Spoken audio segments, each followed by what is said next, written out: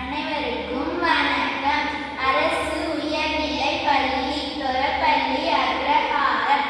என் பெயர் சுமித்ரா. என் பெயர் கீர்த்தி. நாங்கள் 7ஆம் வகுப்பு படிக்கிறோம்.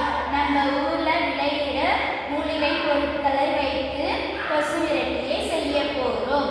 குட் நைட் ஆனல். இந்த மாதிரி கொசு விரட்டிகள் எல்லாம் நம்ம உயிரை மெல்ல மெல்ல கொல்லும். அது விஷம்.